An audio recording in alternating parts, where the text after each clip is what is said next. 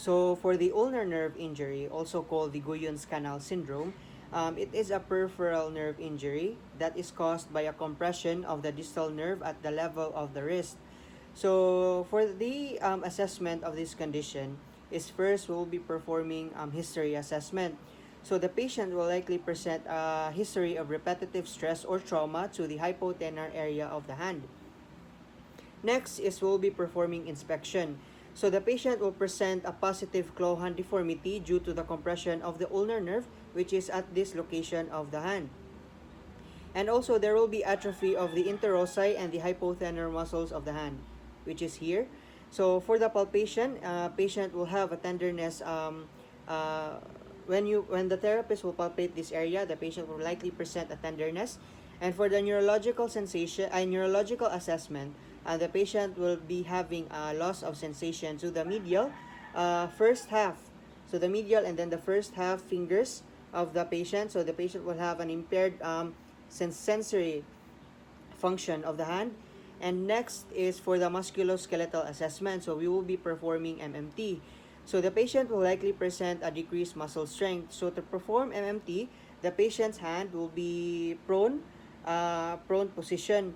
So the therapist will assess the strength of the interossei muscles. So the patient will abduct the hand and then try to hold the position if the patient can hold the position. Next, if the therapist will add resistance to the motion.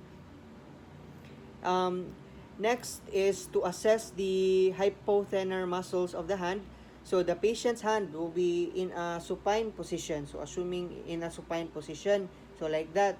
So the therapist will be holding the fingers of the patient, and then the patient will be asked to abduct the first fingers, and then let the patient hold the position for 5 seconds if there is normal.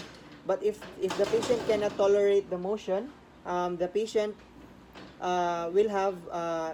will present weakness on the muscles on that area. Next is decreased range of motion. So the therapist will be assessing the range of motion of the patient's hand. So to assess the flexion and extension of the patient's hand will be in this position, and then the fulcrum will be at the lateral side, either on the medial side of the aspect of the hand. And then assess the range of the patient's motion of the wrist. So this will be extension and this will be flexion, like that. So also the therapist will be assessing the finger abduction and the adduction. So for that, the patient's hand will be positioned flat on the table and prone.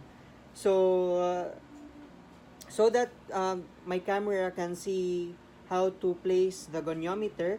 So the fulcrum of the goniometer will be placed on the MCP joint, and then the moving arm will be placed parallel to the finger of the patient, and then passively move the patient's finger in abduction and abduction, and then do it with all of the 5 fingers. And then the therapist will also assess the patient's thumb opposition. So the patient will be asked to perform this to assess the muscles and the range of the thumb of the patient. Next is we will be performing coordination assessment. So the patient will present impaired coordination due to claw hand deformity. So claw hand deformity, for the claw hand deformity, the patient will have impaired coordination because of the nerve damage, specifically the ulnar nerve. So it will result, there will be paralysis to the area where that nerves, the ulnar nerve will innervate. So in this case, which will be on the first half of the fingers of the patient. Next is functional assessment. So the patient will have an impaired or difficulty in eating, dressing, and personal hygiene that involves the hand. Next is for the special test. So the patient will present a positive Tenel sign and the Froment sign. So to assess the Tenel sign is that the patient's hand will be immobilized on a flat surface in supine. So the therapist will tap the area of the hand where the ulnar nerve is distributed. So on the medial side of the hand. So if the patient will feel paralysis or numbness or dull pain on the area, then the patient is positive for the Tenel sign. Next is the Froment's sign.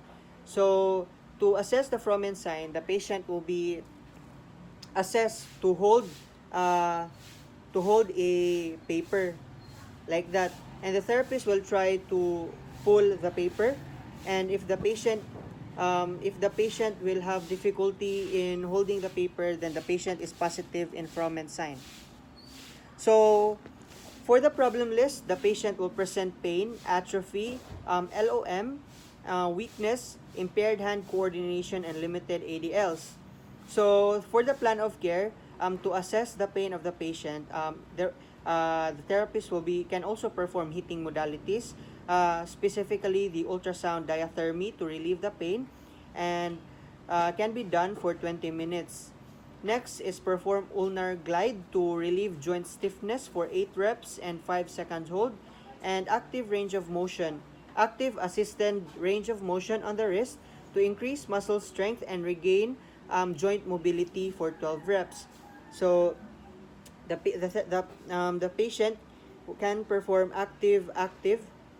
assistive active range of motion on the hand. So it can be abduction, adduction, flexion, and extension.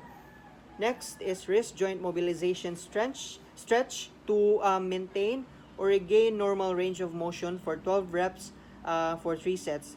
And next is fine hand motor exercises to improve the coordination and promote functional independence. So the specifically the reach, grasp, and the release, and then finger opposition motor exercises. And next is task-specific exercises to improve ADL. So it can be letting the patient write or type in the keyboard to improve hand mobility, and also picking certain objects that is available on the clinic.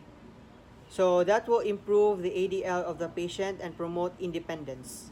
So that is all for ulnar nerve injury or the Guyon's Canal syndrome.